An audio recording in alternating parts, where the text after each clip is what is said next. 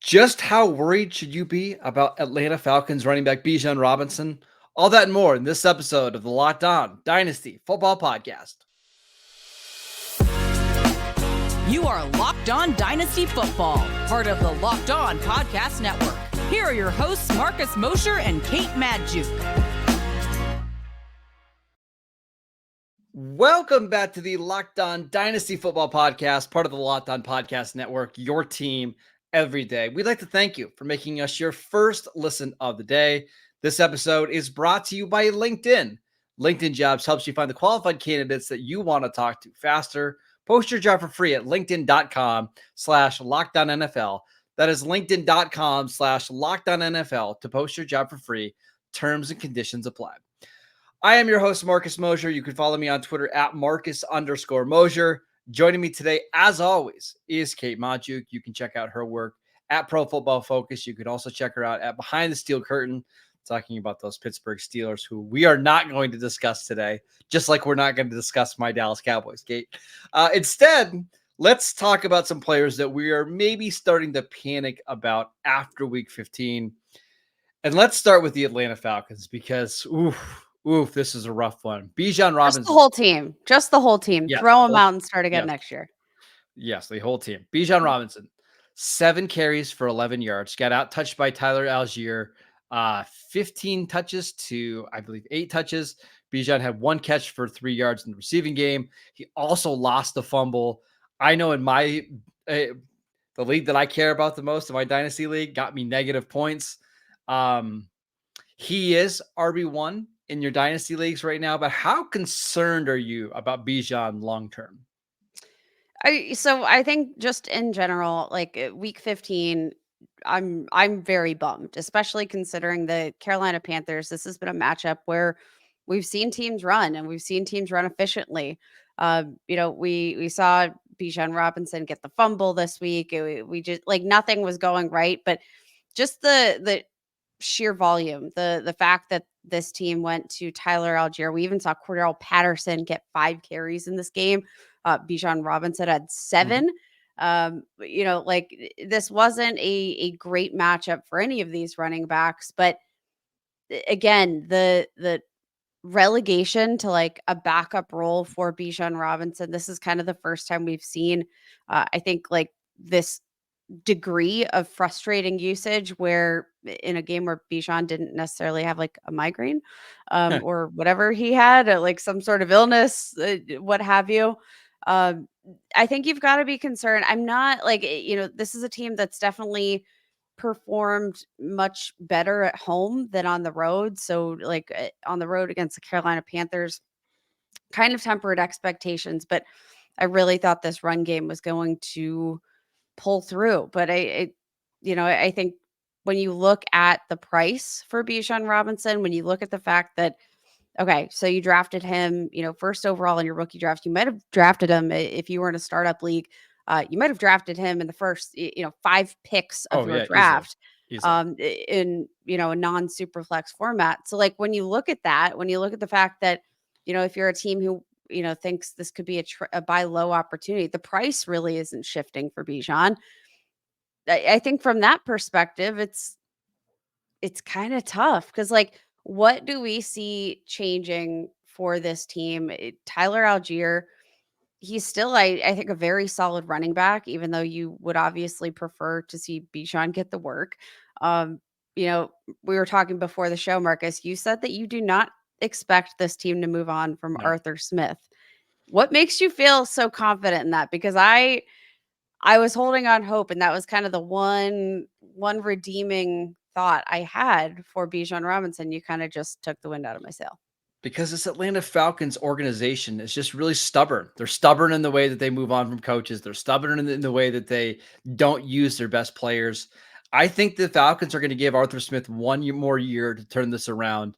And that's concerning if you're a Bijan manager, because it's clear they love Tyler Algier, and he's not going anywhere. He still has 2 years remaining on his deal. Even someone like Cordell Patterson, who had 5 carries for -2 yards, he got in the end zone yesterday. He was the one that was getting some of the goal line work. I am concerned. I have Bijan in a few of my dynasty leagues. over the last 3 games. I really thought, Kate, when we got into December, like this would be the time for Bijan. And I really thought like yesterday, it's pouring down rain in Carolina.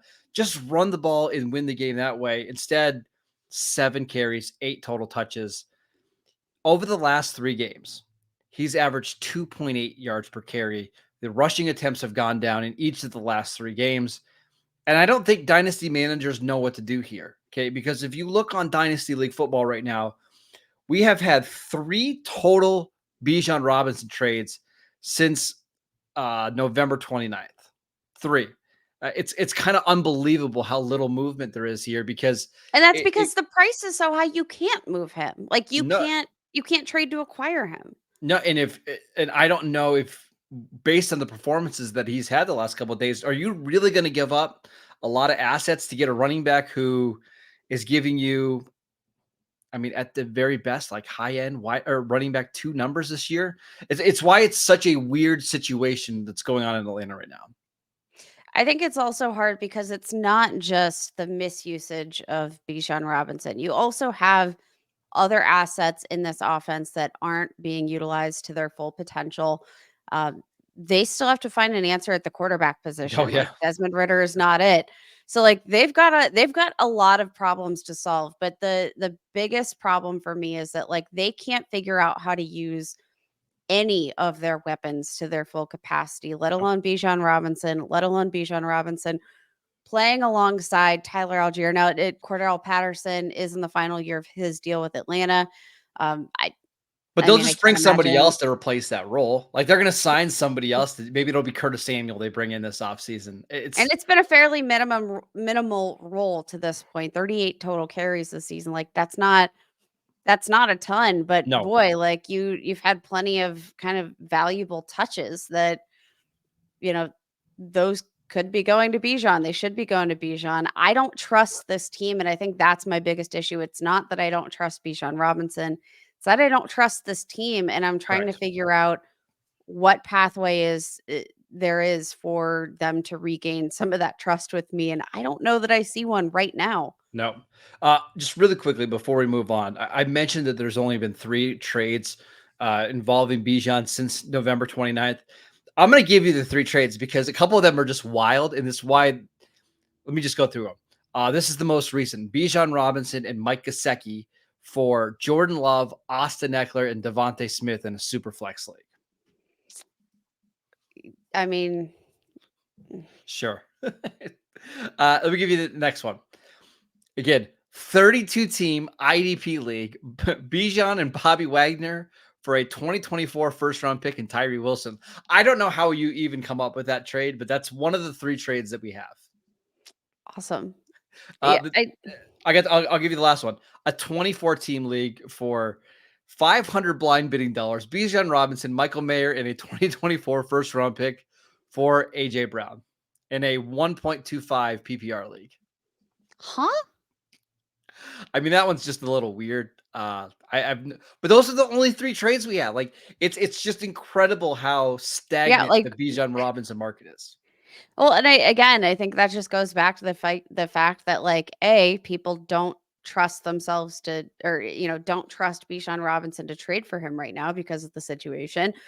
The Bijan Robinson manager isn't giving you any discounts No. because of the situation. So like, yeah, you kind of just get a stalemate at that point. Yep. And I mean, It's I not don't great. think there is an immediate answer here that's going to appease fantasy managers. I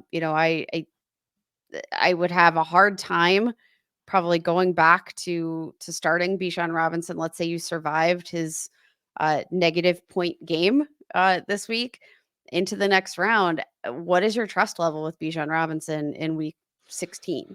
I mean, you're probably starting him just because you paid Who so else do you much to got? get him. Yeah, and I mean, it's not great. I'll say in one of my leagues, I had to debate Bijan Robinson versus Zamir White, and I played Bijan, and it was a mistake. I'm gonna lose in this dynasty league because I played Bijan over Zamir White. It's kind of incredible. But Kate, we've got other players to talk about, other players that really disappointed in week 15. We will get to them next. This episode is brought to you by LinkedIn. When you're hiring for your small business, you want to have as many top tier candidates as possible to interview. That's why you have to check out LinkedIn Jobs. LinkedIn Jobs has the tools to help find the right professionals for your team faster and for free. LinkedIn isn't just another job board. LinkedIn has a vast network of more than 1 billion professionals, which makes it the best place to hire. Hiring is so easy, especially when you have this many quality candidates. So easy, in fact, that 86% of small businesses get a qualified candidate within 24 hours. LinkedIn knows that small businesses are wearing so many hats, and they might not have the time or the resources to hire. Thankfully, with LinkedIn, the process is so quick and easy. They even have just launched a feature that helps you write your job descriptions, making the process even simpler. Post your job for free at linkedin.com/LockedOnNFL. That is linkedin.com/LockedOnNFL to post your job for free. Terms and conditions apply. Welcome back to the Locked On Dynasty Football Podcast. We wanted to let you know that Locked On has launched the first ever national sports 24/7 streaming channel on YouTube. Locked On Sports Today is here for you 24/7, covering the top sports stories of the day with the local experts of Locked On, plus our national shows covering every league. Go to Locked On Sports Today on YouTube and subscribe to the first ever national sports 24/7 streaming channel. Kate, let's talk about Trevor Lawrence, who had another, ho-hum day, threw a touchdown, didn't do much with his legs, did have a lost fumble. The Ravens defense kind of ate him alive, 25 of 43 for 264 yards and a touchdown.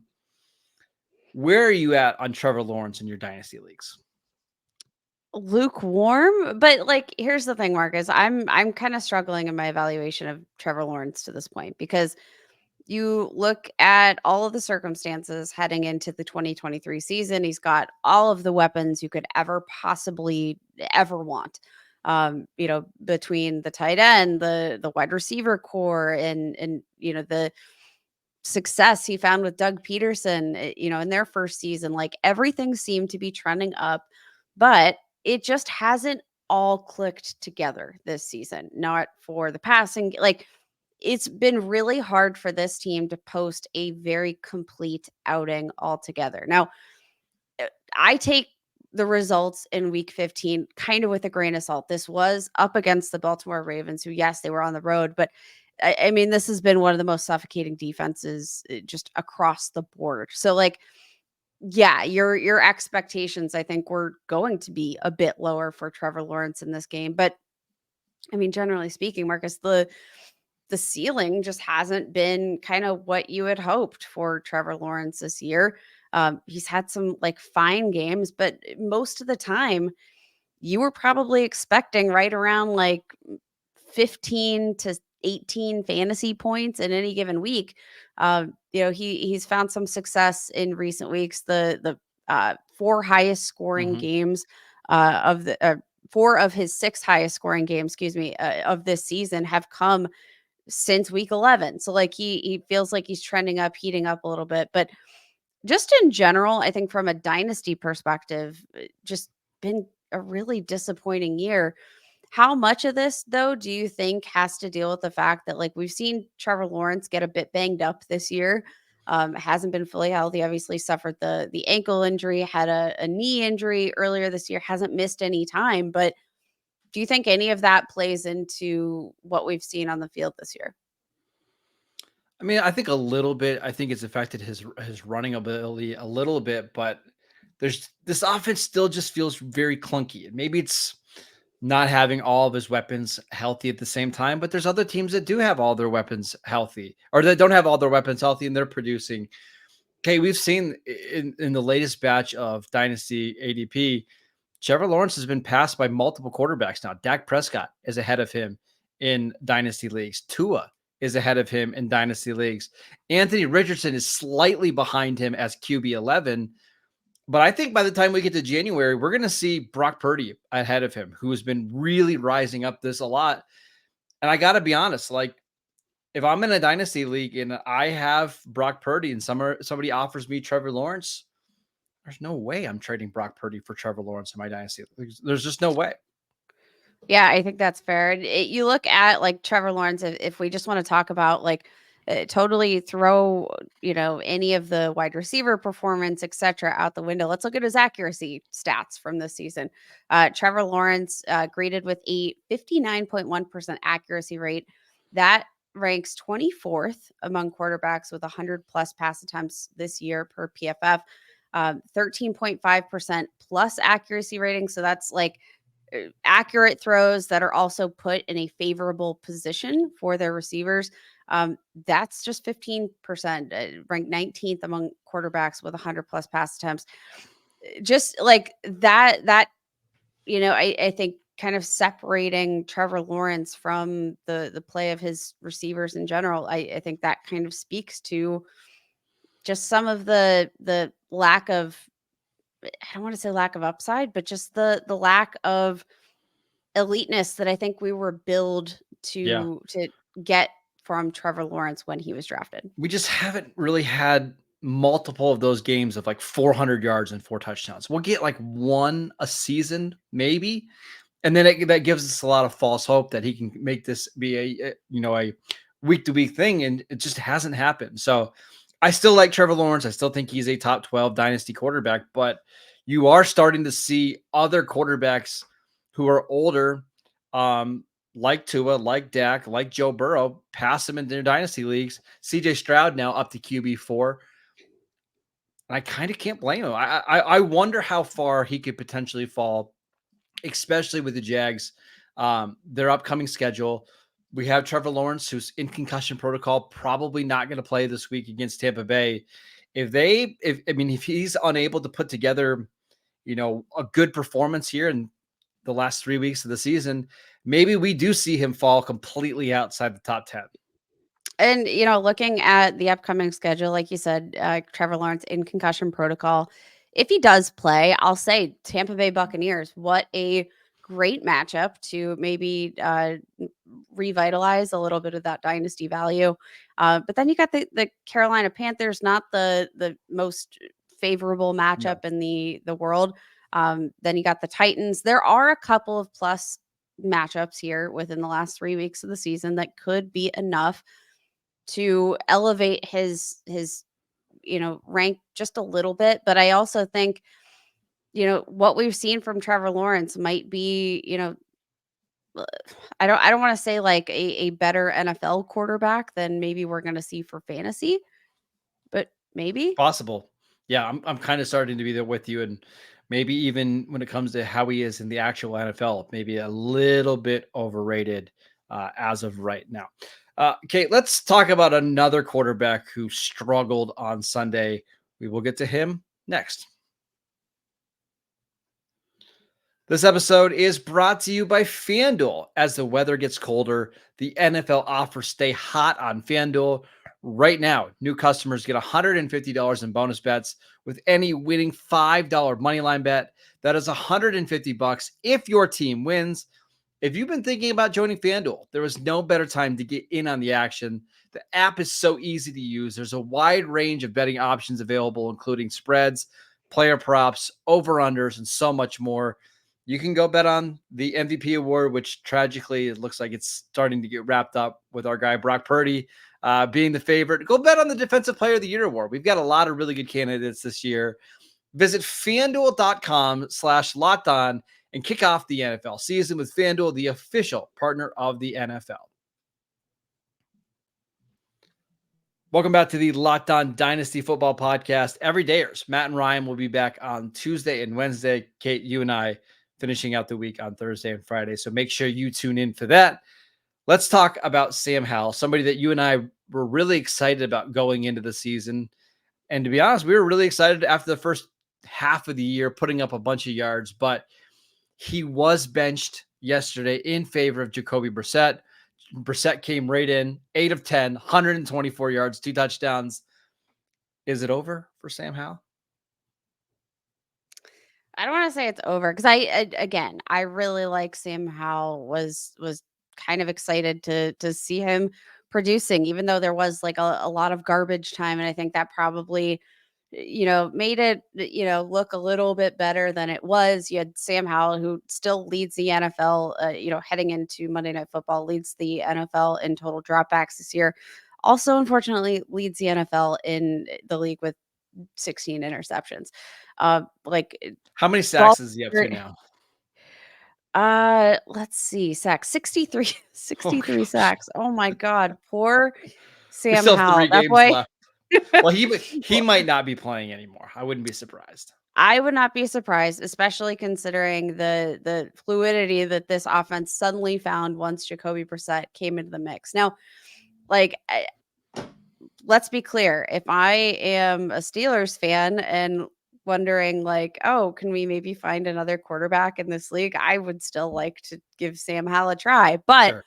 from a dynasty perspective, let's totally look at just his situation, which I think the situation is much more alarming than the play we've seen from Sam Howell itself. You look at Sam Howell and, obviously this is a team that's going to be in contention for a top probably 4 or 5 pick in the 2024 NFL draft. There's a few quarterbacks up there that I have to imagine the Commanders are going to be evaluating very closely. You have probably, Ron Rivera, who's going to, I'm guessing, not have a job at the end of the season. I'm going to guess he's going to be one of those names that pops off in the hiring cycle here. So new regime, new opportunity to draft your franchise guy, Sam Howell. He's a 5th round pick. He's in the 2nd year of his contract. So it's not from a situation or from a standpoint of did you invest too much to move on? The answer is no. I just think the current situation, I can very much picture this being a time where this, front office kind of cleans house a little bit. And Sam Howell, I don't know that he's done enough, nor, I can't picture him surviving what I think the Commanders will be heading in for in the coming months. Yeah, Kate, this one's tough. If you had to bet right now, do you see Sam Howell being a starting quarterback in 2024? Or let me rephrase that. Do you see him being a day 1 starter for a team in 2024? No. That makes me so sad. And that's where I'm at right now on Dynasty League football. He's being drafted or was being drafted as QB 17, and listen to the names that he was being drafted ahead of: Will Levis, Bryce Young, Russell Wilson, Geno Smith, Deshaun Watson, Kirk Cousins, Matt Stafford, Baker Mayfield. Yeah, I mean, yeah, it sucks, but let's be clear again. I really like Sam Howell as a quarterback, and I'm not giving up on that evaluation from a situational standpoint. Marcus, it's just really hard to figure out a spot where he's actually going to land a starting job. It's hard to fathom, especially considering the lack of draft capital there, right? Baker Mayfield, who hasn't been necessarily a big fantasy star to this point in his career, suddenly finding a little bit of fantasy relevance there with, those connections. Mike Evans, he's Rashad White, RB1 or wide receiver 1, I guess, for that team. You're finding some fantasy assets that I think, maybe haven't necessarily popped off yet, like a Will Levis, but they have a lot of assets that can make them fantasy relevant. Like I've always talked about Will Levis with his rushing upside, his ability to navigate a pocket and maybe take off with his legs. That's going to give him some fantasy upside, which Sam Howell also has. But what Sam Howell also doesn't have is the draft capital to go along with that might help him weather some of these bumpier storms. That's why if you are a Sam Howell dynasty manager, I'm not, even if he gets benched and even if he, somewhere else in 2024, what I'm hoping is that he gets traded to a situation where he's surrounded with weapons and that he has a chance to eventually get in the lineup. Like a couple situations really quickly. If he was the backup to Matt Stafford in LA with Sean McVay, I would love that. Like, I think that's a really good situation with an aging quarterback. Stafford has not been the most durable quarterback over his career. Maybe he can revive his career there. Or, maybe he ends up with the Saints, right? It's clear that Derek Carr is really up and down. You go and give them a younger upside quarterback to sit behind Carr. Again, another guy that's been injured a lot this year. I'm not giving up on Sam Howell, but I do expect his dynasty value to completely fall off over the next month or so.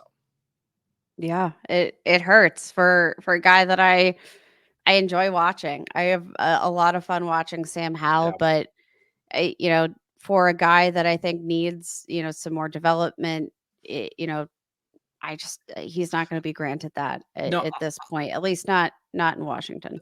but I can see a situation, Kate, where he ends up becoming the next Gardner Minshew, right? Gardner Minshew was a late round pick who performed well as a rookie and as a young player in Jacksonville.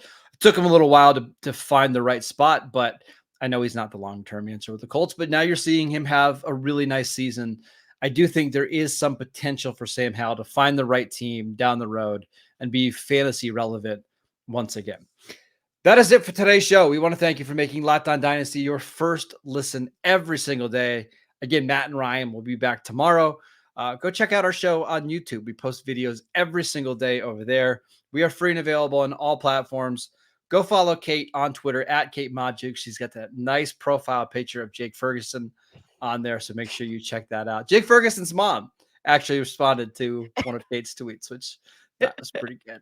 I'm at Marcus _Mosher, and we will see you right back here tomorrow. Thanks, everybody.